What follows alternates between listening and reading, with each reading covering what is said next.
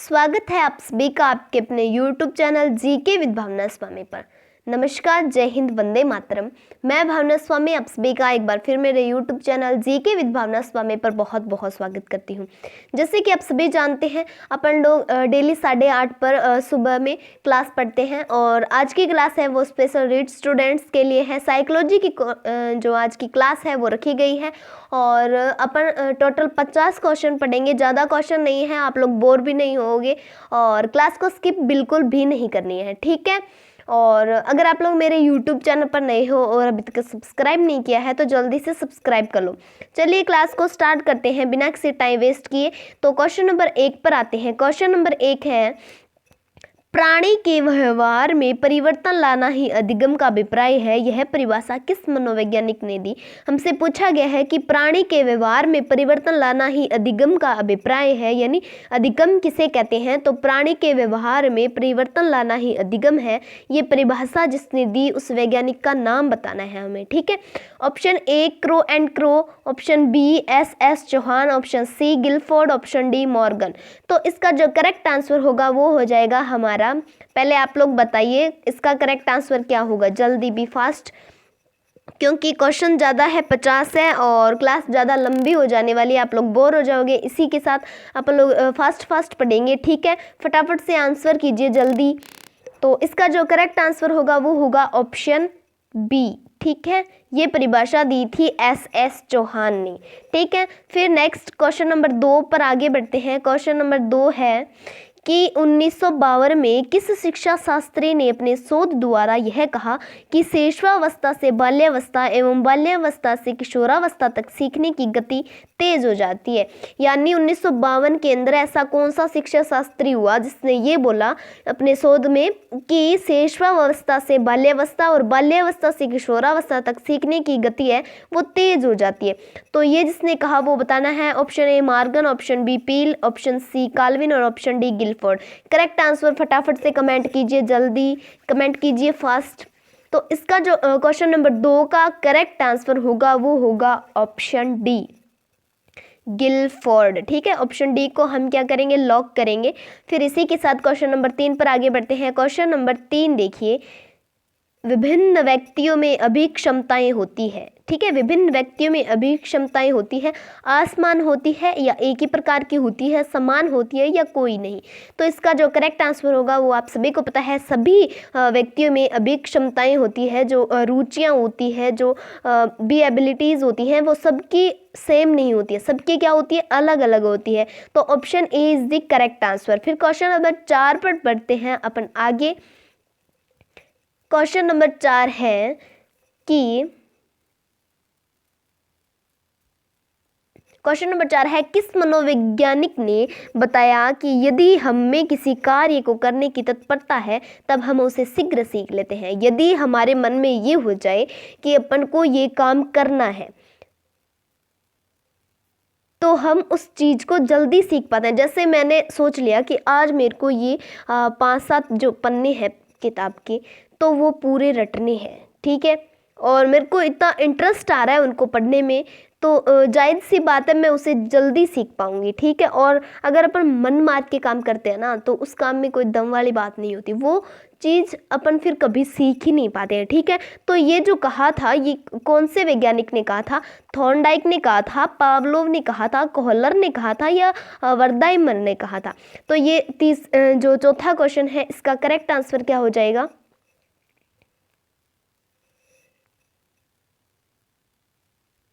चौथे क्वेश्चन का correct answer comment कीजिए जल्दी जल्दी जल्दी।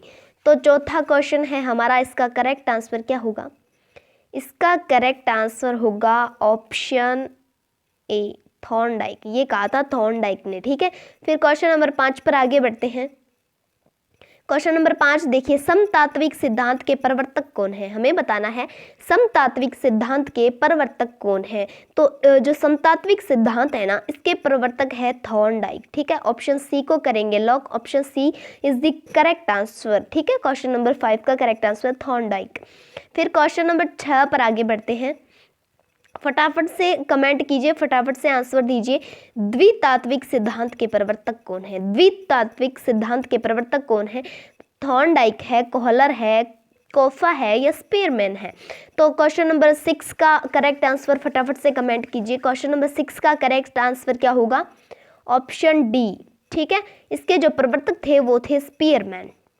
फिर आगे बढ़े क्वेश्चन नंबर 7। क्वेश्चन नंबर 7 है मूल्यों के विज्ञान का सिद्धांत है वो किसने दिया, यानी उसके प्रवर्तक कौन थे। तो मूल्यों के विज्ञान का जो सिद्धांत है वो किसने दिया? तो ऑप्शन दे दिया आपके सामने, बागले ने दिया था, थॉर्नडाइक ने दिया था, कोहलर ने या कोफा ने दिया था। क्वेश्चन नंबर 7 का करेक्ट आंसर फटाफट से कमेंट कीजिए। क्वेश्चन नंबर 7 का जो करेक्ट आंसर होगा वो होगा ऑप्शन ए। क्या होगा? Option A.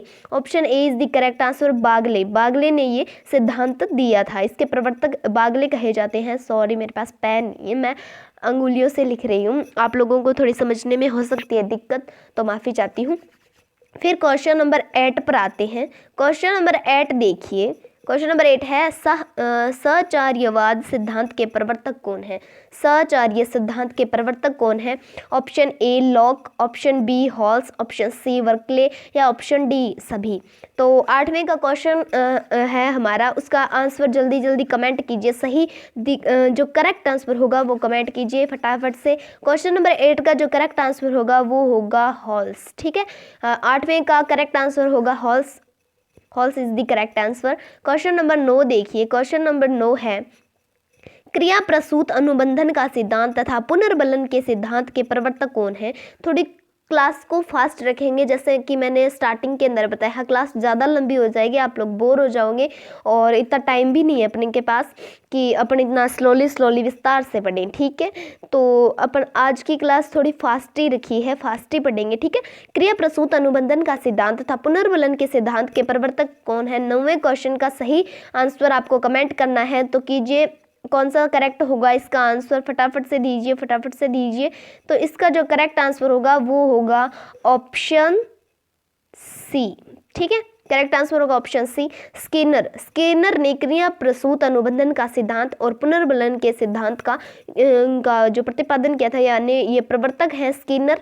तो ये बहुत ही मोस्ट और प्रसिद्ध मनोवैज्ञानिक हैं। इन्हीं से रिलेटेड जो सिद्धांत वगैरह होते हैं उनके क्वेश्चन एग्जाम में पूछ लिए जाते हैं। ठीक है, ध्यान में रखना। क्वेश्चन नंबर 10 देखिए।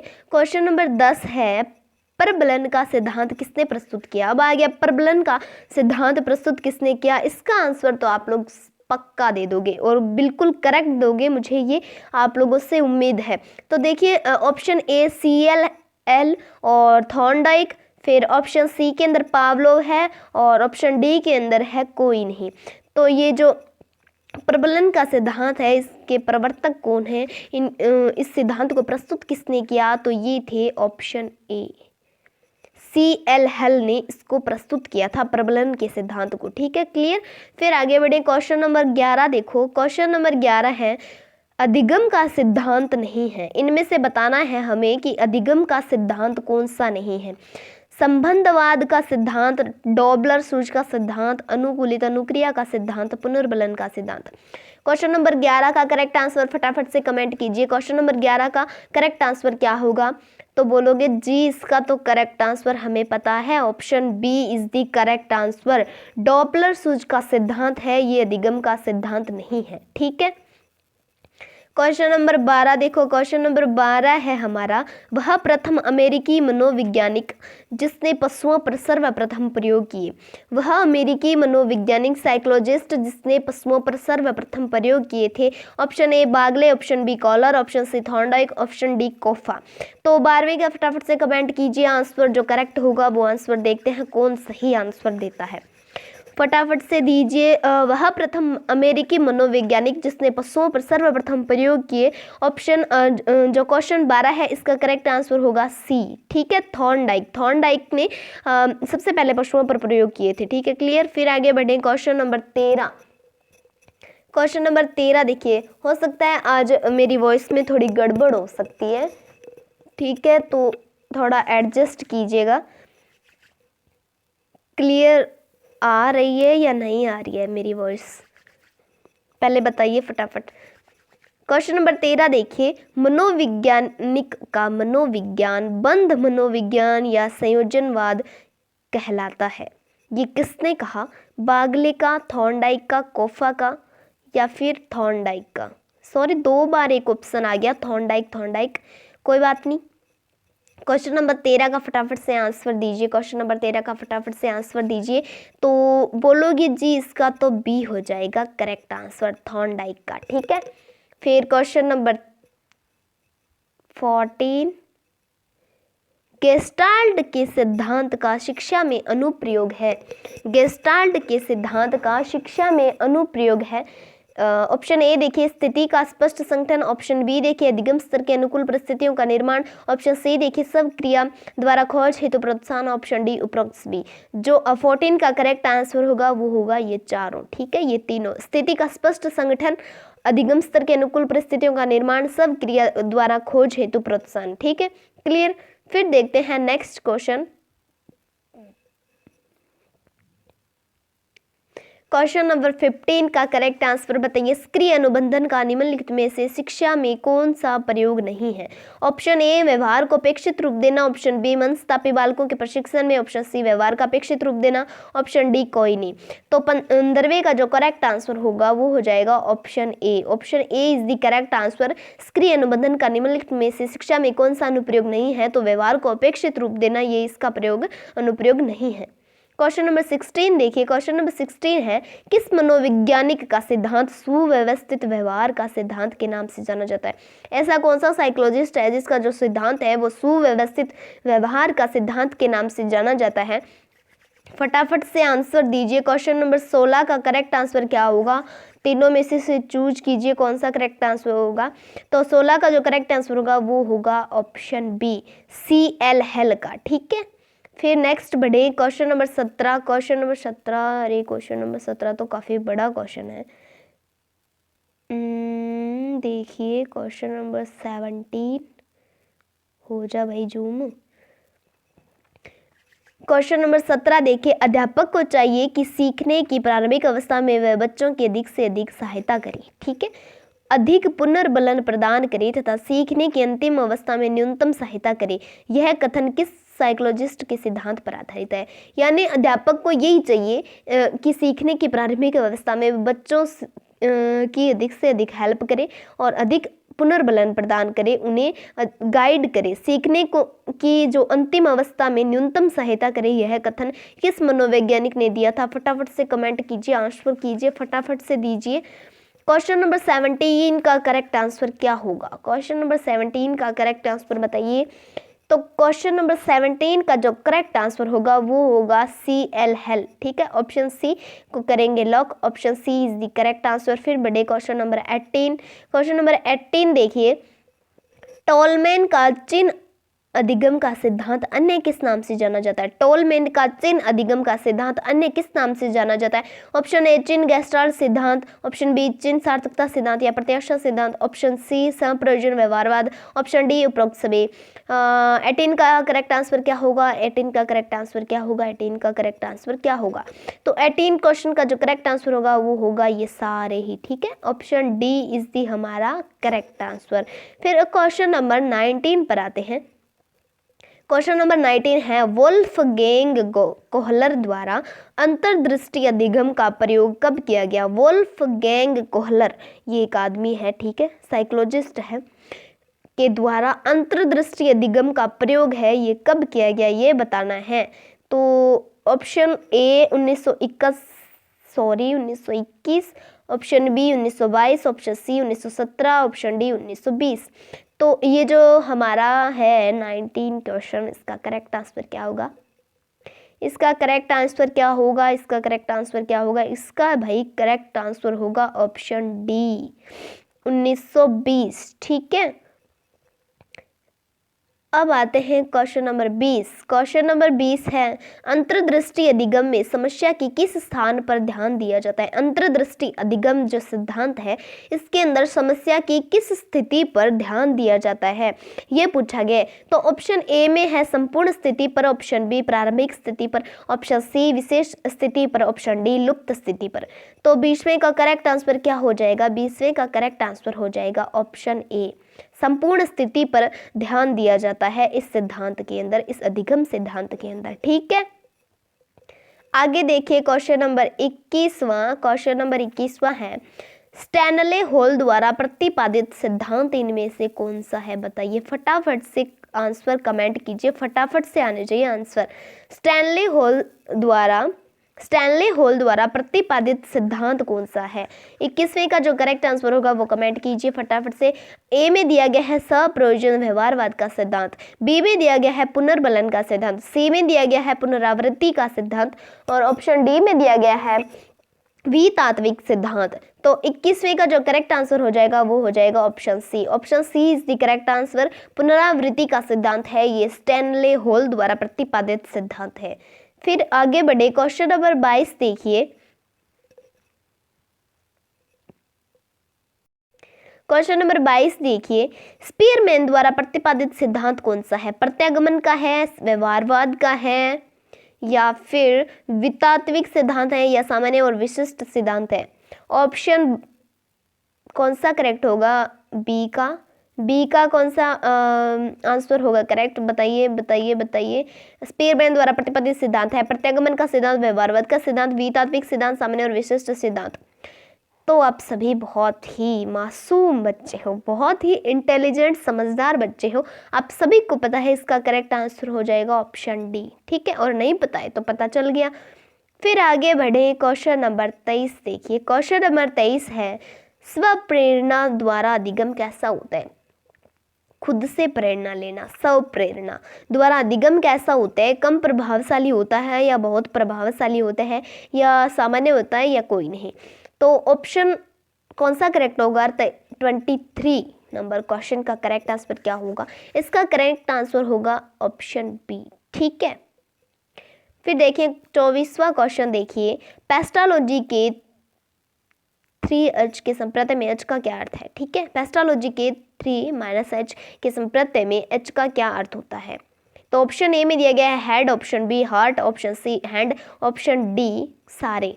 तो 24 के का जो करेक्ट आंसर होगा वो हो जाएगा डी। इसका मतलब होता है हेड, H का अर्थ होता है हेड, एक तो हो गया हेड, दूसरा हो गया हैंड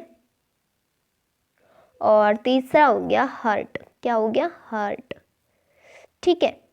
आगे बढ़ें, क्वेश्चन नंबर 25। क्वेश्चन नंबर 25 का करेक्ट आंसर बताइए। तत्परता तथा कार्य सीखने की गति में निम्नलिखित में से कौन सा संबंध होता है। तत्परता और कार्य सीखने की जो गति होती है, अब ऑप्शन पढ़ेंगे में से कौन सा संबंध होता है। कार्य सीखने की गति तत्परता के व्युत्क्रमानुपाती होती है। कार्य सीखने की गति तत्परता से अप्रभावित होती है। कार्य सीखने की गति तत्परता दोनों अधिगम के अभिन्न संप्रत्य है। कार्य सीखने की गति तत्परता के समानुपाती होती है। 25 का करेक्ट आंसर कमेंट करना है, फटाफट से कमेंट कीजिए।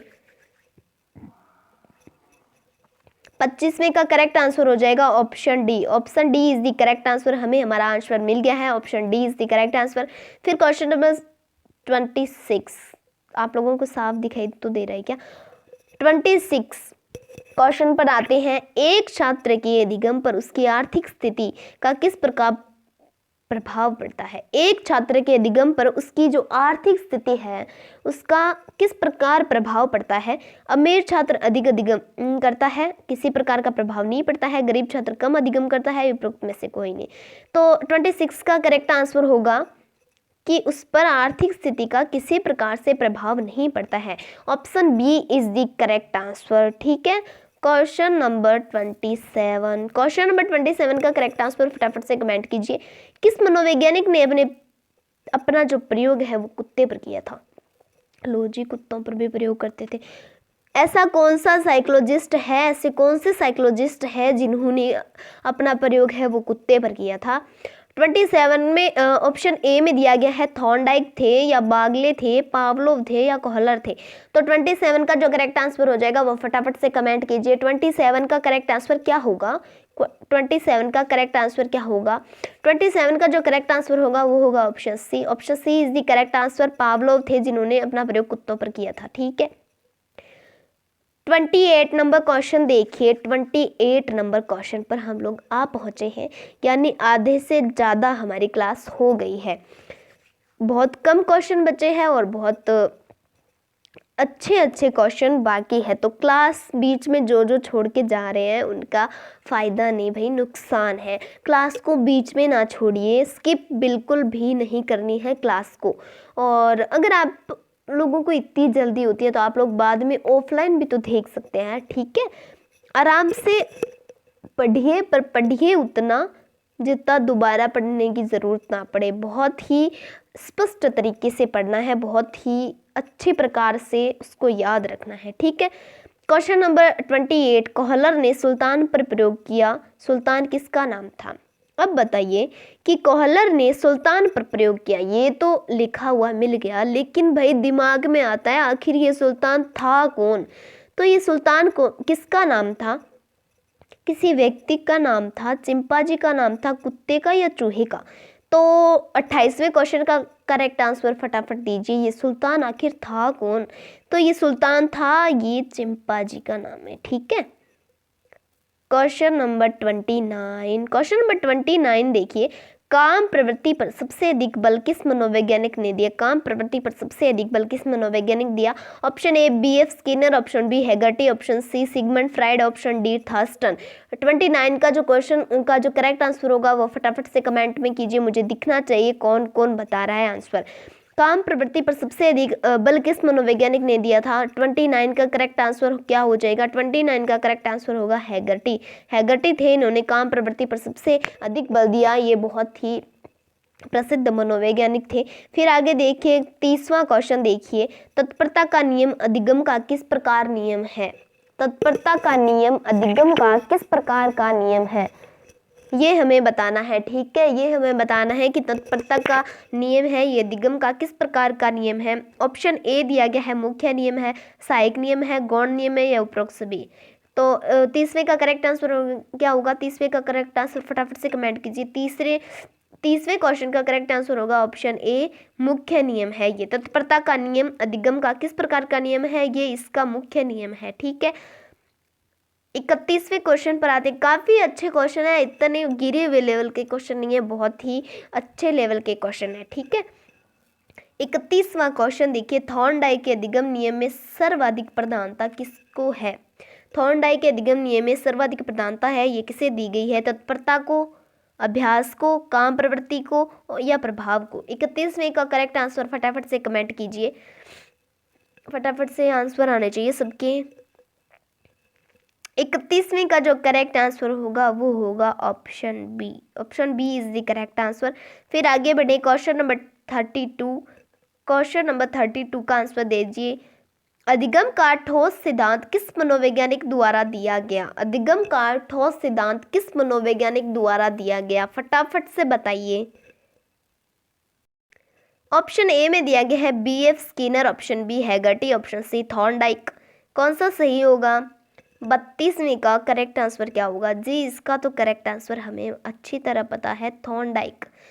अधिगम का ठोस सिद्धांत थॉर्नडाइक द्वारा दिया गया है, ठीक है। याद रखने लायक क्वेश्चन है, काफ़ी अच्छा है।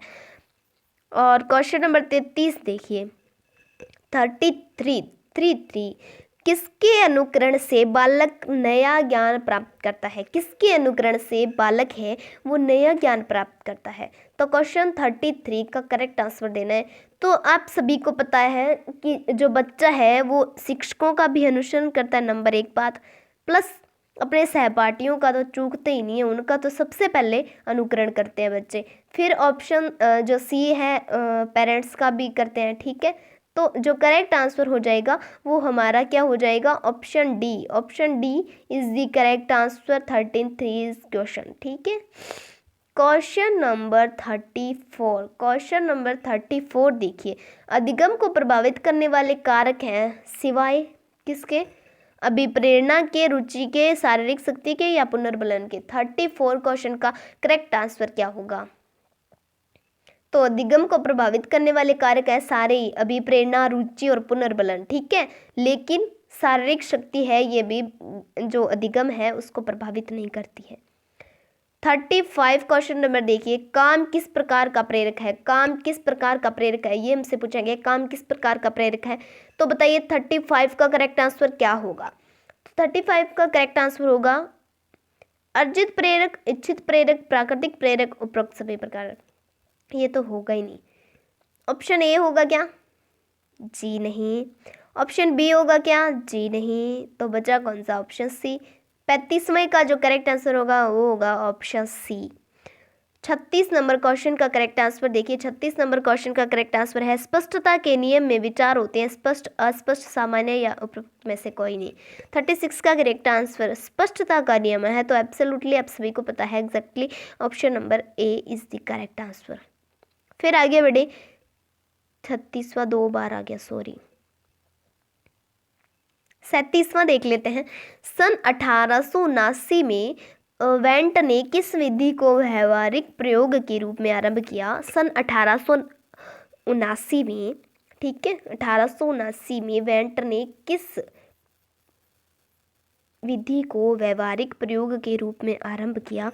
क्या इसका करेक्ट आंसर जीवन वृत्त होगा, प्रयोगात्मक विधि होगी, प्रश्नावली विधि या मनोविश्लेषणात्मक विधि? कौन सी विधि होगी बताइए? 37 का जो करेक्ट आंसर होगा, 37 का करेक्ट आंसर होगा वो होगा ऑप्शन बी, प्रयोगात्मक विधि। ठीक है, प्रयोगात्मक विधि इसका करेक्ट आंसर होगा। नेक्स्ट देखिए 38 क्वेश्चन तक हम लोग आ पहुंचे हैं। 1 से स्टार्ट किया था। अनुभव एवं प्रशिक्षण द्वारा व्यवहार में परिवर्तन लाना क्या कहलाता है? अनुभव एवं प्रशिक्षण द्वारा व्यवहार में परिवर्तन लाना क्या कहलाता है? 38 का करेक्ट आंसर क्या होगा? ऑप्शन ए प्रेरकों का शमन, ऑप्शन बी व्यवहार कुशलता, ऑप्शन सी सभ्यता, ऑप्शन डी अधिगम। करेक्ट आंसर क्या होगा? तो 38वां क्वेश्चन है, इसका करेक्ट आंसर होगा ऑप्शन डी। ठीक है, ऑप्शन डी अधिगम। अनुभव एवं प्रशिक्षण द्वारा व्यवहार में परिवर्तन लाना अधिगम कहलाता है। अनुभव एवं प्रशिक्षण द्वारा व्यवहार में परिवर्तन लाना क्या कहलाता है? अधिगम कहलाता है। ठीक है, नेक्स्ट बढ़े। हमारा 39वां क्वेश्चन देखिए। 39 नंबर क्वेश्चन पर आते हैं। आदत होती है, संवेदनात्मक क्रिया होती है, मूल संवेगात्मक होती है, पूर्व अनुभवों की पुनरावृत्ति या उपरोक्त सभी? जल्दी जल्दी चूज कीजिए, करेक्ट आंसर क्या होगा? 39 का करेक्ट आंसर क्या होगा? आदत क्या होती है? तो आदत होती है पूर्व अनुभवों की पुनरावृत्ति। ठीक है, 40वें क्वेश्चन पर हम लोग आ पहुंचे हैं और फटाफट से आंसर कीजिए। ज्ञानात्मक अधिगम, गामक अधिगम, संवेदनात्मक अधिगम क्या है? ज्ञानात्मक अधिगम, गामक अधिगम, संवेदनात्मक अधिगम क्या है? अधिगम के प्रकार हैं, अधिगम की अवस्था है, या अधिगम की कोई प्रकृति है, अधिगम का स्थानांतरण है? क्या होगा इसका करेक्ट आंसर? फटाफट से बताइए 40वें क्वेश्चन का करेक्ट आंसर क्या होगा? तो ये ज्ञानात्मक अधिगम, भाई गमक अधिगम, संवेगात्मक अधिगम, ये अधिगम के क्या है? प्रकार है। अधिगम के क्या है? प्रकार है। ऑप्शन ए को लॉक करेंगे। 41 क्वेश्चन देखिए। 41 क्वेश्चन, बीएफ स्किनर का टेंटोफोन किसका आकलन करता है? बीएफ स्किनर है, इसका जो टेंटोफोन है किसका आकलन करता है? ये आप लोगों से पूछ लिया इसने, तो भाई इसको फटाफट से आंसर दे दो। क्या होगा इसका आंसर? ऑप्शन ए होगा क्या मानसिक स्तर, ऑप्शन बी व्यक्तित्व का, अधिगम स्थानांतरण का। इन तीनों में से कौन सा करेक्ट आंसर होगा? फटाफट से दीजिए। चौथा तो बाद में देखेंगे, तीनों में से ही बता दो कौन सा करेक्ट आंसर होगा। 41 क्वेश्चन जो 41 क्वेश्चन है, इसका जो करेक्ट आंसर है वो क्या होगा? इसका करेक्ट आंसर होगा व्यक्तित्व का। ऑप्शन बी 41वें क्वेश्चन का option B is correct answer for question. ठीक है, बीएफ स्किनर का टेंटाफोन है, किसका आकलन करता है? ये व्यक्तित्व का आकलन करता है। ठीक है, 42 क्वेश्चन देखिए। 42वां क्वेश्चन देखिए। प्रसिद्ध मनोवैज्ञानिक एन ए क्राउडर किस प्रकार के अनुदेशक के जनक थे? शाखात्मक अभिक्रमित अनुदेशन, अनुकूलित अभिक्रमित अनुदेशन, श्रृंखला अभिक्रमित अनुदेशन, उपरोक्त सभी। 42वें क्वेश्चन का करेक्ट आंसर है, फटाफट से कमेंट करना है, फटाफट से बताइए इसका करेक्ट आंसर क्या होगा? तो भाई इसका करेक्ट आंसर हो जाएगा ऑप्शन सी। प्रसिद्ध मनोवैज्ञानिक थे जो एन ए क्राउडर, ये किस प्रकार के अनुदेशक के जनक थे? तो ये थे श्रृंखला अभिक्रमित अनुदेशन के। ठीक है, आगे बढ़े। 43वां क्वेश्चन देखिए। 43वां क्वेश्चन का करेक्ट आंसर क्या होगा? साइमन बिने के अनुसार बुद्धि क्या होती है? साइमन बिने ने अपना एक तर्क दिया, अपनी एक परिभाषा, अलग डेफिनेशन दी बुद्धि की, तो उनके अनुसार वो डेफिनेशन क्या होनी चाहिए? पहचानने तथा सुनने की शक्ति है बुद्धि, या केवल सुनने की शक्ति है, या केवल पहचानने की शक्ति है, या कोई नहीं? तो 43वें क्वेश्चन का फटाफट से कमेंट आंसर कीजिए। तो साइमन बिने थे, ये बहुत ही प्रसिद्ध साइकोलॉजिस्ट थे। इन्होंने बुद्धि का जो सिद्धांत दिया, बुद्धि की जो परिभाषा दी, वो काफ़ी प्रसिद्ध परिभाषा है। तो वो परिभाषा ये है कि इन्होंने बोला कि जो हमारी बुद्धि है ये पहचानने तथा सुनने की शक्ति है। ठीक है, option A is the correct answer. आगे बढ़े। फोर्टी 44 नंबर क्वेश्चन अब दिया गया है हमें, उत्तेजक अनुकूलन सिद्धांत का संबंध किस मनोवैज्ञानिक से है? उत्तेजक अनुकूलन सिद्धांत का संबंध है कि किस मनोवैज्ञानिक से है? Option A B.F. Skinner, option B Thorndike, option C Haggerty, option D Thurstone. 44 question का करेक्ट आंसर फटाफट से कमेंट कीजिए। उत्तेजक अनुकूलन सिद्धांत का संबंध है वो किस साइकोलॉजिस्ट से है? तो ये जो उत्तेजक अनुकलन सिद्धांत है ये दिया था, किसने दिया था? ये दिया था हैगर्टी ने। किसने दिया था? Option C is the correct answer. फिर आगे बढ़े, 45 नंबर क्वेश्चन पर आ गए हैं। किस महान मनोविज्ञानी ने बिल्ली पर प्रयोग करके प्रयत्न एवं भूल का सिद्धांत प्रतिपादित किया? कौन से ऐसे महान साइकोलॉजिस्ट हुए हैं जिन्होंने बिल्ली पर प्रयोग करके प्रयत्न और भूल का सिद्धांत प्रतिपादित किया था? क्या उनका नाम स्किनर था, पावलोव था, कोहलर था, या थॉर्नडाइक था? 45 नंबर क्वेश्चन का करेक्ट आंसर होगा ऑप्शन डी थॉर्नडाइक। थॉर्नडाइक ने बिल्ली पर प्रयोग करके प्रयत्न करके भूल का सिद्धांत दिया था। ठीक है, 46 नंबर क्वेश्चन पर आते हैं। 46 नंबर क्वेश्चन है, पुनरावृत्ति का सिद्धांत किस प्रसिद्ध मनोवैज्ञानिक से संबंधित है? पुनरावृत्ति का सिद्धांत है ये किस साइकोलॉजिस्ट के द्वारा दिया गया है, किससे रिलेटेड है ये? तो ऑप्शन ए में दे दिया कि थर्स्टन से है भाई, या स्टैनले से है, स्किनर से है, या फ्राइड से है। इसका करेक्ट आंसर क्या होगा? तो 46 नंबर क्वेश्चन का करेक्ट आंसर हो जाएगा स्टैनले। ठीक है, B is the correct answer. 46 वाला क्वेश्चन का करेक्ट आंसर हो गया बी। ठीक है, 47 नंबर क्वेश्चन पर आइए। 47 नंबर क्वेश्चन पर आइए, क्या दिया गया है? अधिगम से संबंधित बहुप्रतिक्रिया का नियम किस श्रेणी का नियम है? अधिगम से रिलेटेड है ये बहुप्रतिक्रिया का नियम, और ये किस श्रेणी का नियम कहलाता है? मुख्य नियम है, गौण नियम है, मुख्य या गौण दोनों है, या कोई नहीं होगा? 47 नंबर क्वेश्चन का करेक्ट आंसर क्या होगा? तो ये अधिगम से संबंधित बहुप्रतिक्रिया का नियम है, ये हमारा option B is the correct answer. Option B is the correct answer, गौण नियम है ये। ठीक है, 48 नंबर क्वेश्चन का करेक्ट आंसर दीजिए। कौन सी अधिगम की विधि है? कौन सी अधिगम की विधि है? छूकर सीखना, सुनकर सीखना, करके सीखना, अधिगम की विधि कौन सी है? इस बहुत ही सिंपल क्वेश्चन है, इसका आंसर मुझे पता है, आप सभी लोग सही दोगे। ठीक है, काफ़ी अच्छा क्वेश्चन है, वैसे तो नॉर्मल क्वेश्चन नहीं कर सकते इसको। कौन सी अधिगम की विधि है? छूकर सीखना, सुनकर सीखना, करके सीखना। तो ऑप्शन सी हो जाएगा करेक्ट आंसर, करके सीखना। ठीक है, दिख रहा है क्या आप लोगों को? ये क्वेश्चन का कलर ही थोड़ा ऐसा मिक्स हो गया ना स्क्रीन पे। अभिप्रेरणा, चलो मैं पढ़ के बता देती हूँ। अभिप्रेरणा तथा उद्देश्य सीखने की प्रक्रिया को क्या प्रदान करते हैं? अभिप्रेरणा और उद्देश्य हैं वो सीखने की प्रक्रिया को क्या प्रोवाइड करते हैं, क्या प्रदान करते हैं? वो प्रेरणा प्रदान करते हैं या बाधा उत्पन्न करते हैं, उपरोक्त दोनों, या कोई नहीं? 49 नंबर क्वेश्चन का करेक्ट आंसर होगा अभिप्रेरणा। अभिप्रेरणा तथा उद्देश्य सीखने की प्रक्रिया को क्या प्रदान करते हैं? तो ये आप सभी जानते हैं, प्रेरणा प्रदान करते हैं भाई। ठीक है, आगे बढ़े। हमारा लास्ट आज का क्वेश्चन लास्ट है, और इसका करेक्ट आंसर देना है आप लोगों को, फटाफट से दीजिएगा। ठीक है, पढ़ते हैं क्वेश्चन क्या है। क्वेश्चन है, सूझ वास्तविक स्थिति का आकस्मिक, निश्चित और तात्कालिक ज्ञान है।